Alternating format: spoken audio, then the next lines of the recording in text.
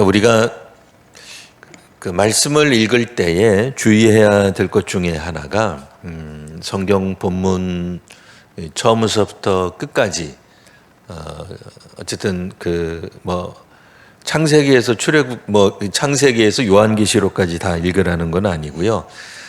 마태복음, 그래도 이제 마태복음 안에서 어떤 한두 구절을 뽑아서 읽기 시작하면 이게 문맥과는 관계없는 엉뚱한 그런 답을 할 때가 있습니다. 그래서 예전에 우리가 이제 성경 공부할 때에 많이 주의해야 되는 것 중에 하나가 교재를 그래서 잘 선택해야만 했습니다. 이 교재를 잘못 선택하면 이제 문답형, 단답형으로 이렇게 막 묻는 게 있어요. 그러니까 뭐 어떤 부분은 무엇입니까? 그리고 성경 어디를 읽으시오? 근데 읽으면은 분명히 그 구절이 나오기는 해요. 나오기는 하는데 이게 이제 문맥을 통해서 읽으면 그러니까 그런 뜻이 아닌데 자칫 잘못하면 오해할 수 있는 이제 그런 구절들이 많이 있습니다. 뭐 매사가 다 그렇죠. 우리도 이야기를 처음부터 끝까지 상황과 어떤 그런 문맥 가운데서 듣지 않고 그냥 맨 마지막에 나오는 말만 딱 들으면 오해하기 쉬운 일들이 종종 벌어지곤 합니다. 오늘 본문은 이제 우리나라에서 이제 있는 그런 이단들이 이단 중에 이제 어떤 이제 이단들이 즐겨 사용하는 본문이에요. 그래서 이 본문을 통해서 결국에는 예수님에게만 머물지 않고 예수님 이후에 재림주까지 나아가는데 종종 인용하는 구절이 되기도 합니다. 그러니까 우리가 생각할 때는 아무리 이 구절 가지고 이 본문 가지고 읽어도 왜 재림주가 갑자기 벌써 오셨는지 난감하기 그지없습니다만 이단들의 눈에는 또 이제 그렇게 보이지 않습니다.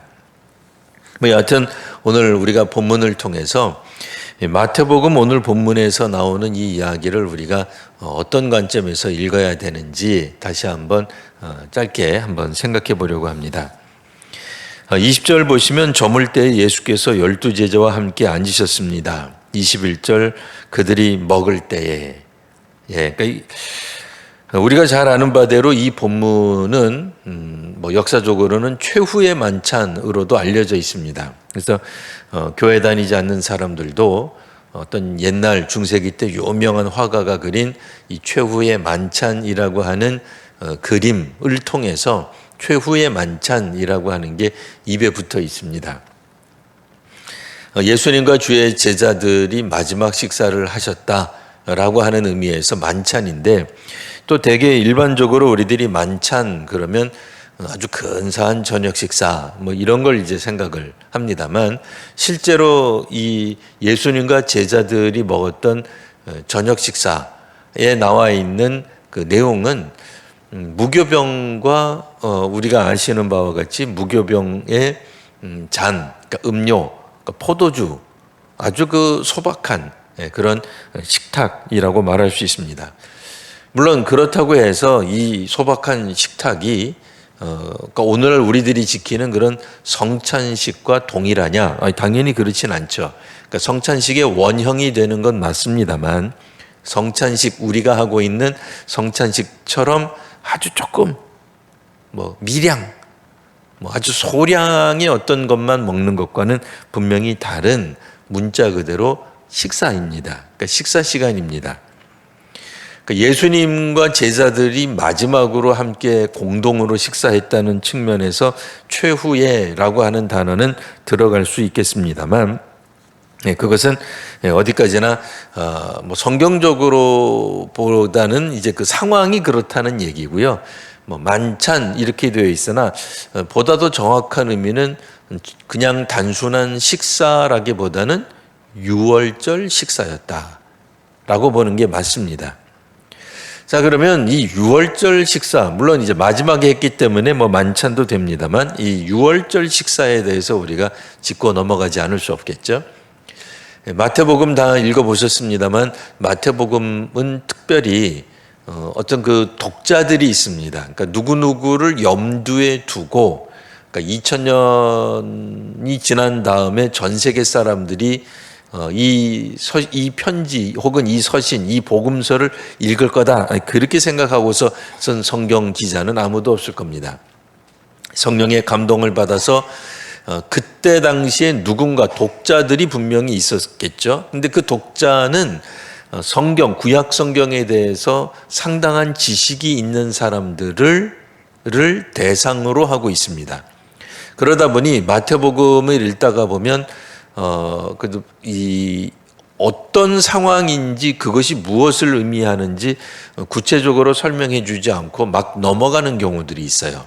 그러니까 뭐 선지자의 말에 따르면 라든지 그럼 뭐 설명 안 해준단 말이죠. 그 사실 궁금한데 선지자가 누군지도 모르는 사람이 태반일 수도 있는데 이방인 그리스도인이라면 그러니까 헬라인으로서 나중에 예수를 믿었다면 솔직히 뭐 이사야가 누군지 어떻게 합니까? 예레미야가 누군지 모르잖아요. 그러니까 그런 면에서 뭐 친절하게 설명을 해주고 있지는 않습니다. 그것보다는 오히려 이 구약 전통, 구약에서부터 내려왔던 유대인들이 가졌던 하나님의 지식에 기초한 어떤 내용들이 이제 막 전개되고 있는 그런 측면이 있습니다. 그러니까 오늘 식사도 사실은 그러니까 유월절 식사고 유대인이라면 누구나 다 잘 아는 그런 식사라고 하는 거예요. 절기입니다. 유월절은 유대인들의 달력, 유대력에 따라서 1월 14일에 해당하죠. 그러니까 우리로 말하면 이제 새해가 시작되는, 그러니까 보통 우리들은 뭐 그것은 이제 우리가 서양력에 따라서 새해를 정하고는 있습니다만 유대력의 1월은 그들의 역사, 민족의 역사의 시작입니다.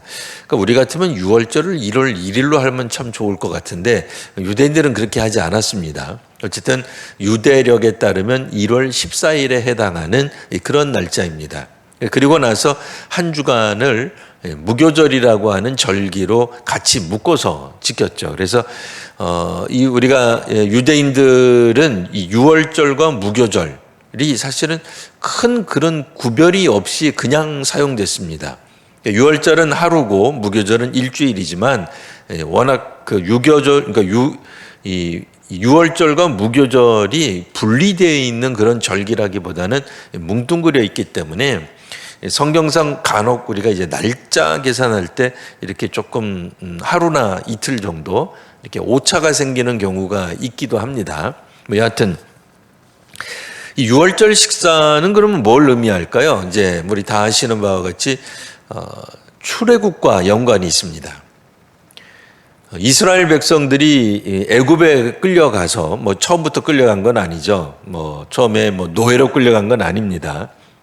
어떻게 보면 당당하게 요셉과 더불어 요셉이 초대해서 요셉의 어떤 그런 계획에 따라 그의 가족들이 전부 다 애굽으로 초대받아 왔다가 요셉을 알지 못하는 바로가 이집트의 왕이 되면서 박해가 일어나기 시작하죠.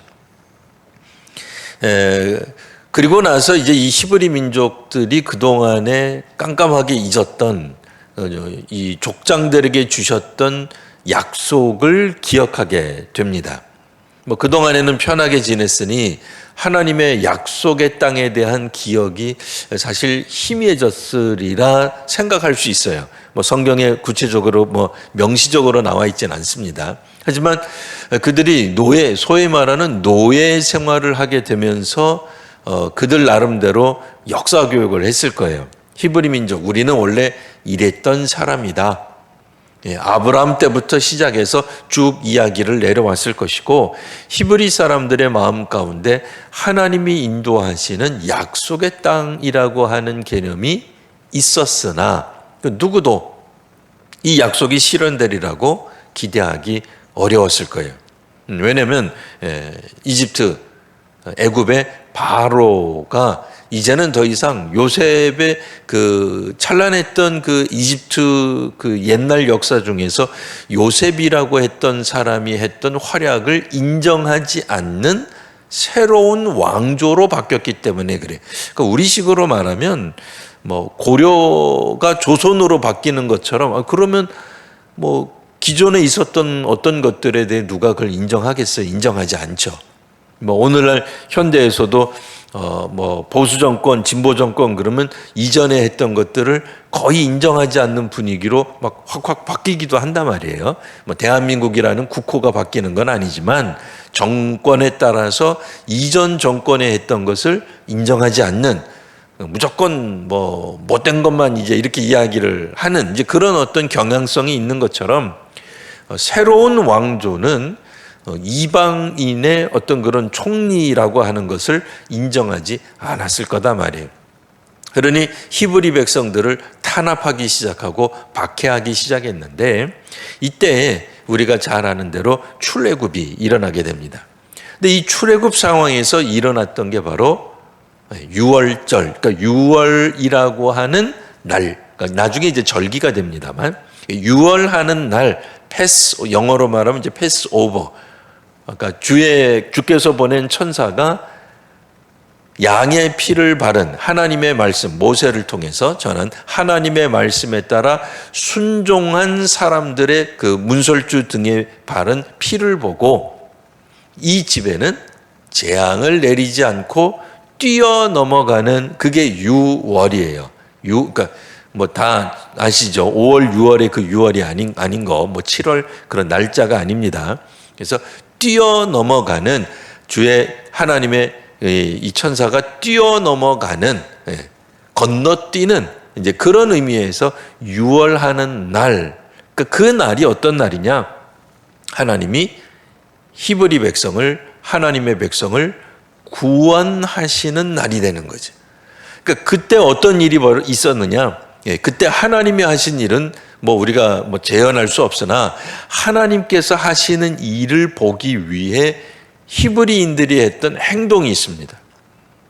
양을 잡고 양의 피를 바르고 그 다음에 무교병이라고 하는 누룩을 넣지 않은 빵. 그 누룩을 넣으면 한참 발효를 시켜야 되는데 발효시키기 위해서 이 빵을 만들 만큼 시간이 없었던 거죠. 굉장히 급작스럽게 급하게 애굽을 나가야만 했던 겁니다. 그래서 우리식으로 말하면 뭐 양은 뭐 미리 뭐 며칠 전서부터 한참 전부터 준비를 했습니다만 양을 죽여서 피를 바르고 양으로 고기를 만들어서 음식으로 삶고 또 그리고 무교병이라고 하는 빵을 만들고 또 쓴 나물을 먹는 뭐 급하게 만드니까 뭐 우리식으로 말하면 뭐 다른 것들 할 수가 있는 게 아니죠. 이게 급하게 만들어서 먹는 어떻게 보면 거친 음식이 되는 거죠. 그러니까 이런 것들을 통해서 유월절을 기념했던 겁니다. 그러니까 예수님 시대에 예수님과 주의 제자들도 유대인이었기 때문에 이 유월절을 지키기 위해 예루살렘에 간 김에 또 유월절을 지키는 거고 유월절 식사를 하게 되는 장면이 나오는 겁니다. 그러니까 예수님께서는 주의 제자들에게 새로운 유월절을 뭐 계시하시거나 말씀하시려고 했다기보다는 문자 그대로 식사를 하셨다 그 얘기예요. 유월절 식사를 하신 겁니다. 다만 우리가 좀 이해하기 어려운 것은 이제 여기 보면 이제 양의 고기가 없어요. 양이 없습니다. 이 식탁에 양이 없습니다. 그러니까 뭐 학자들에 따라서는 예수님이 유월절 그러니까 유월절에 원래 유대인들이 잡던 그 양이 예수님 자신이 되기 때문에 이 식탁에는 양이 없다. 뭐 이렇게 이야기도 합니다만 뭐 그럴 수도 있고요. 뭐 아니면 주의 제자들이 기본적으로 이동을 계속 하다가 보니까 좀 계속 옮겨 다니셨잖아요. 그러다 보니까 뭐 집에서부터 양을 가지고 올 수가 없었겠죠. 혹은 예수님 자신도 양을 따로 준비하라고 말씀도 하지 않으셨기 때문에 뭐 우리는 왜 양이 없는지 뭐 그거에 대해서는 뭐 논의하지 않아도 됩니다. 근데 중요한 건 뭐예요? 그 유월절 식탁에 들어가 있는 것 중에 하나인 무교병이 있다는 거예요. 그러니까 무교병과 음료는 여기서는 이제 우리가 아시는 바와 같이 이제 포도주가 되겠습니다. 이 포도주를 보시고 이 음료를 뭐라고 이야기하셨냐면 이것은 곧 나의 몸이다. 음료에 대해서는 피다. 이렇게 이야기를 하시는 거예요. 그러니까 무교병이 곧 자신의 몸이요 포도주가 자신의 피라고 말씀하시면서 훗날 이것을 이제 기념하게 되죠. 이것을 먹고 마실 때야 이 주의 제자들이 분명하게 이 예수님의 메시지를 충분히 깨달았겠느냐? 그렇지는 않았을 거예요.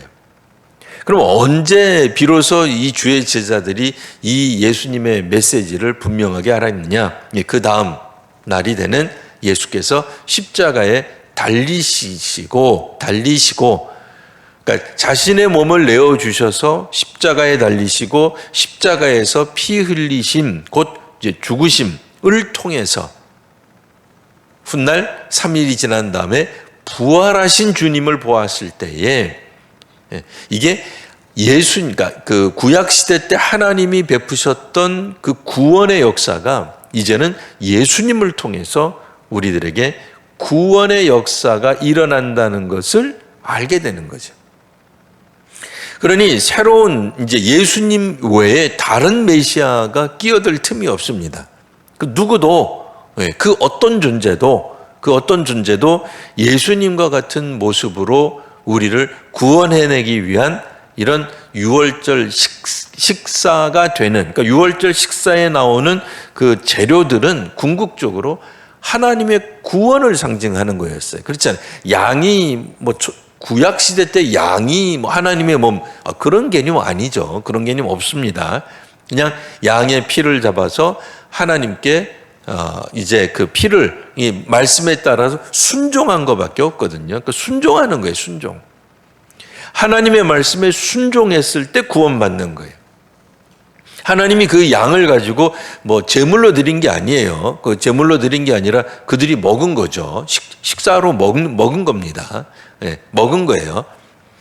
그러니까 이 구약 시대 때에 이 기본적으로 하나님 앞에 제사를 드려서 구원을 완성한 건 아니에요. 왜냐하면 광야에서도 보면은 뱀에 물렸을 때에 놋뱀을 만들어서 그 장대에 높이 달린 놋뱀을 보는 사람은 누구나 다 나음을 입어요. 사실은 구약에 있어서도 중요한 핵심은 순종이 있어요. 하나님의 말씀에 따르는, 그러니까 믿고 따르는 그런 의미에서는 구약과 신약이 일맥상통하죠. 근데 신약에서 이제 갑자기 이 무교병이라고 하는 이 떡이 예수님의 살이 되고 그때 함께 먹었던 포도주가, 그러니까 이거는 유월절 식탁의 어떤 거는 중요한 재료라기보다는 그냥 오랜 세월이 흐르면서 사람들이 무교병을 먹거나 혹은 양 고기를 먹을 때 음료는 자연스럽게 있었다고 보시면 됩니다. 그러니까 구약 시대 때는 그렇게 포도주를 마련해서 나갈 수는 없었겠죠. 당연히 없습니다. 하지만 이제 예수님 때가 되면은 그때는 유월절을 기념하면서 이분들이 유월절 식사, 그러니까 문자 그대로 이렇게 급하게 도망가면서 하는 게 아니니까 식사를 하는 관계로 이들이 음료를 취하게 되는데 음료를 마셔야 되겠죠. 근데 그 음료가 이제 포도주였고 포도주를 예수님이 자신의 피라고 이야기하심으로써 유월절 음식이 중요한 게 아니라 구원을 이야기하고 있는 거예요. 그러니까 예수님의 이 유월절 식탁을 통해서 예수님을 통한 구원에 대한 메시지를 전해주고 계시는 겁니다. 그러니 오늘날 우리들도 이 예수님을 통해서 예수님이 하신 말씀을 통해서 예수께서 하신 것들을 순종하고 믿고 따름으로써 우리도 구원받는 백성이 되는 것이죠. 처음에는 예수님의 제자들처럼 때로는 못 깨달을 수도 있습니다. 하지만 부활을 경험할까, 부활하신 예수님을 만난 이후에 주의 제자들이 소위 말하는 영적인 눈이 띄게 되는 거죠. 그래서 그때 바로 며칠 전에 예수께서 하셨던 말씀이 이런 의미였구나 라고 이해가 되기 시작하는 거죠. 예수님께서 이렇게 말씀하심으로써 오늘 우리들은 이제 성찬을 하게 됩니다. 그래서 이 성찬을 통해서 이게 이제 상징성이 이제 부여가 되는 거죠. 그래서 정말 우리는 이 떡과 포도주가 예수님의 진짜 살로 확 바뀐다. 정말 이렇게 생각하지 않습니다.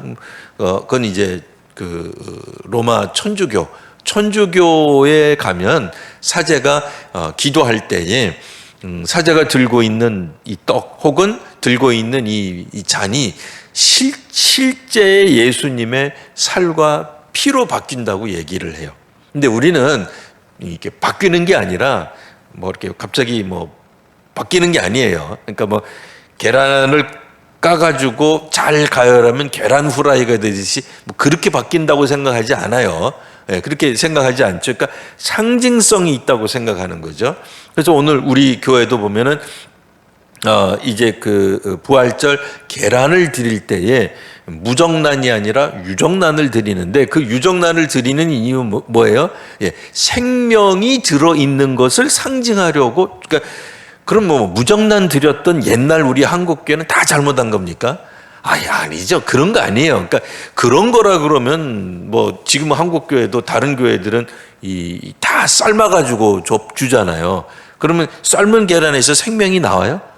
안 나오잖아. 그럼 그분들 잘못하는 겁니까? 아니에요. 그냥 계란이 갖고 있는 그 상징성을 우리가 이야기하는 거고, 우리 교회도 뭐 삶을 줄 몰라서 안 삶는 게 아니라 이게 실제 유정란입니다를 상징적으로 이야기하기 위해서 그 상징성을 이제 말을 하는 거죠. 근데 이거를 문자적으로 해석하면 어떻게 되겠어? 우리도 이단이 되는 거죠. 우리가 이단이 되는 게 아니라 이 무정란을 사용하거나 유정란이라도 삶은 계란 사용하는 교회는 다 이단이 되는 거죠. 가짜가 되는 거죠. 우린 그렇게 보지 않습니다. 그렇게 보지 않아요. 그러니까 여기서도 오늘 마찬가지입니다.